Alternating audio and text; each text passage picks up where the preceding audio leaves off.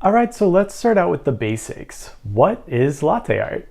Essentially, latte art is the incorporation of steamed milk and espresso, and when done correctly, it is almost like a signature or a stamp on top to show you that the beverage was made with a little bit extra care. It's thought that the practice of latte art was started sometime around the turn of the 20th century after the invention of the espresso machine, though it wasn't popularized until the 80s and 90s in Seattle, which, fun fact, is where I've gotten most of my professional barista training. So there are two different types of latte art. The one that most people know would be free pouring, and the other one is etching or carving. Today I'm going to be showing you how to free pour latte art, which is the one more people are familiar with. So first off, let's go over the basics of latte art and the key components to making sure you get the best results. The first of which being your espresso. You want to make sure you have an espresso that's not too fresh and also not too old so that you get the right amount of crema. You want to extract it properly. Today we'll be pulling a double shot between 18 and 20 grams of espresso, 20 to 30 seconds, and about 30 to 40 grams out. Next is going to be your milk and milk texture. I'll be using whole milk today, though there are a variety of really good alternative milks on the market nowadays that can produce very similar results to whole milk. Those will be branded most likely as barista milks. As for our milk texture, we'll be creating microfoam, and I'll show you how to do that in just a little bit. The next thing you'd want to consider is the vessel you'll be pouring into. Does it have a flat bottom? Does it have a rounded bottom? Etc. And lastly, we'll be working on your speed and flow while pouring into your vessel. So today I'll just be pulling a shot and then steaming milk and focusing more on the milk portion, but if you'd like to see more about extraction and how to pull better shots, stay tuned for our extraction video coming soon on the Majesty Coffee YouTube channel. Alright, so let's talk about the actual act of pouring our milk into the pitcher and steaming. You want to make sure you have a good pitcher with a nice sharp spout so you get nice and crisp lines. You also want to make sure when you start steaming, completely submerging the steam tip into the milk and then pulling back slightly. So with my steam tip, I have 4 holes on the bottom. I'm going to completely submerge all of those and then pull out about 2 of those holes to slightly start incorporating a little bit of air and creating microfoam. I will then tilt my pitcher a little bit and you can kind of figure out what works best for you. For me, it's tilting the pitcher a little bit to create a bit of a cyclone action, and that begins to suck the bigger bubbles into the center. After you're done steaming, if you have any big bubbles left over, the next step is banging that on the counter just to release those bigger bubbles, and swirling, which helps keep all of the milk incorporated until you're ready to pour. When you're trying to pour a latte, speed is key. You want to try to steam your milk and pull your shots at the same time. Today I'll be using the Oscar II from Nouva Simonelli that has a heat exchange boiler that allows us to do just that. The next important component is the grinder. Today I'm going to be using the Eureka Mignon Specialita, which is a great grinder going from Turkish coffee all the way down to French press, and it produces really fine results with minimal clumping, which helps us pull a better shot. If you like either of these machines, you can head over to majestycoffee.com after the video, and you can score some of the best deals in the industry on these and many more machines. So as for the technique when pouring into your vessel, you want to start high and slow, pouring into the center of your vessel, a thin stream. Once you fill about halfway, you can start to lower your pitcher closer to the lid of the cup, and then you can start to create your design. Once you're finished, you want to pull up slightly, create a thin stream to pull through. Another important aspect is angling both the pitcher and vessel while pouring. You want to angle your cup toward the pitcher, start pouring your design. As you get close to the lid, leveling that out and pulling through. This really takes a certain amount of steadiness in your hands that develops over time, and it's okay if you don't get it right away. That being said, the biggest part of latte art is just practice, practice, practice. And for myself, I really didn't get good for quite a few years, and I still don't always produce the best results. Something that helped me when first starting out was filling my pitcher with water, grabbing a vessel, and just mimicking the motions of how it should look, which actually is very helpful. So those are the basic components of latte art, and we'll go over them a little more in depth as we are actually pouring our lattes. Today, the three designs I'm going to be focusing on are the heart, the Rosetta, and the tulip, and you'll see how each of those incorporates into the other. Let's get started. All right, so let's get started pulling a shot of espresso. And a key component here is making sure your portafilter is warm, clean, and dry before pulling your shot. Next, you want to make sure you have excellent, consistent, fluffy grounds. The Eureka Mignon Specialita really does a good job producing that for us.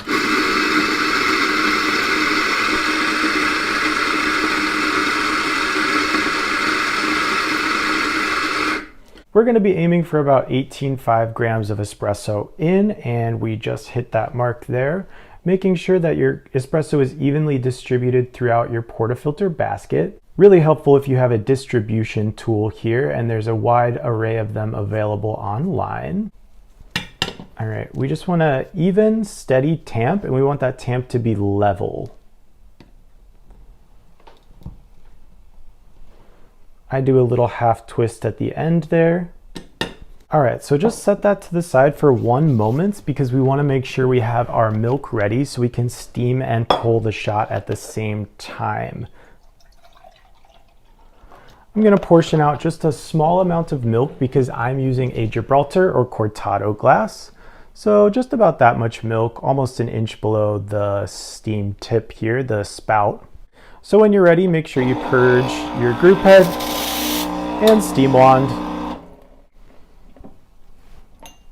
Get your vessel ready and begin pulling. So I'm going to completely submerge that steam tip into the milk, pull down just a little bit to begin aeration, create that cyclone action, and then try to suck the bigger bubbles into the middle.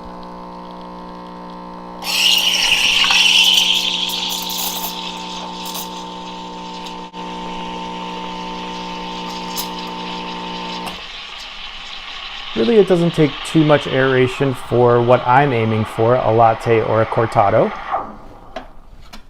There we go, purge your steam wand. So after tapping a few times, we've got that nice glossy looking milk here.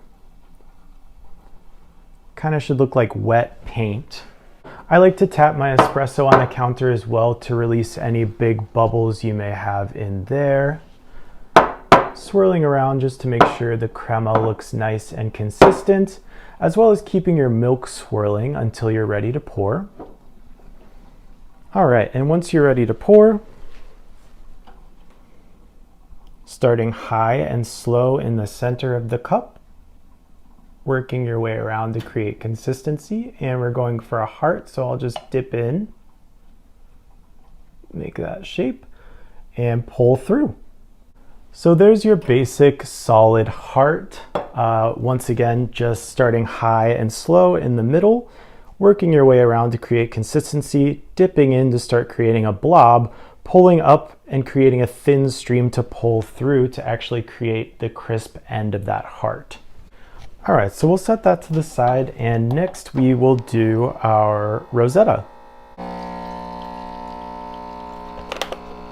With the Rosetta, it's really only possible to steam it to latte or cortado consistency. You don't want to over steam or you won't be able to get nice crisp lines. So let's not do too much aeration this time. Completely submerge, pull out just a little bit.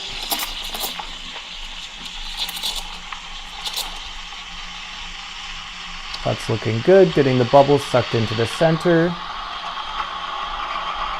Getting hot to the touch, and then I wait about another second. That's when we're going 120, 130, 140 being our target temperature. Keeping that swirling until we're ready to pour. Tapping out my espresso bubbles. All right, and here we go with a Rosetta.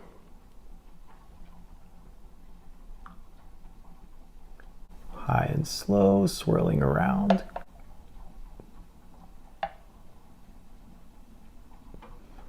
Creating that base layer. Kind of just trying to get a consistent wiggling action and then pulling through with a nice thin line. And you can kind of see how at the end we create a sort of heart shape on the top before we pull through. All right, so there's our heart and our Rosetta. Next, let's do a tulip before I show you a few variations in different vessels. So with the tulip here, we're going to be creating a sort of variation on the Rosetta, starting with some wiggles and then laying some more bases into it, creating a heart and pulling through.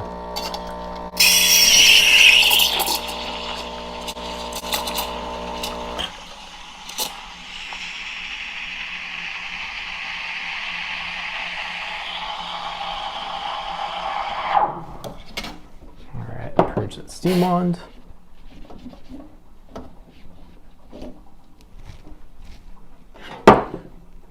Keep your milk swirling. Tap out those big bubbles. Swirly, swirly milk. All right, high and slow in the middle. Swirling around, getting close and creating a wiggle. Base layer, and then you kind of create your heart on top and pull through. So you can kind of see with all three designs how they play into one another. The heart really being the first one you want to attempt because everything else kind of follows suit. So the heart and the Rosetta, I thought I picked up the quickest, and then the tulip kind of took me a bit longer to incorporate the two different techniques. So let's show you another design in a different vessel now. So as mentioned earlier, different vessels will react differently to you pouring into them. It's something you kind of just have to get used to over time. For this one, I'll be creating a tuletta, which is kind of a conjunction of a tulip and a Rosetta.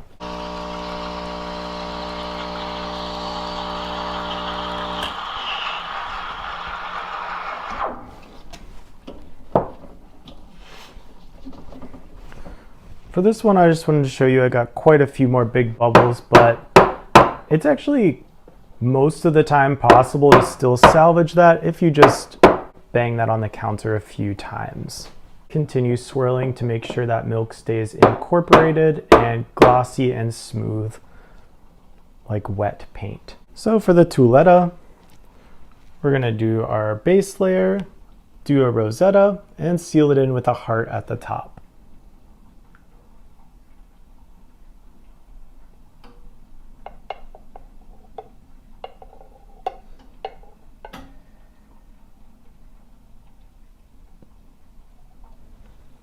There's a simple kind of wonky version of that one, and you know, it's not always great, especially if your milk texture isn't quite as crisp as it should be, but you see the general gist of what I'm saying, where you put in those base layers. I did sort of rippled ones and then solid ones, and then you incorporate the Rosetta and a heart on top to seal that in. Our last drink, we're gonna do a rippled heart in this vessel. So for the rippled heart, we'll be incorporating the Rosetta and the heart.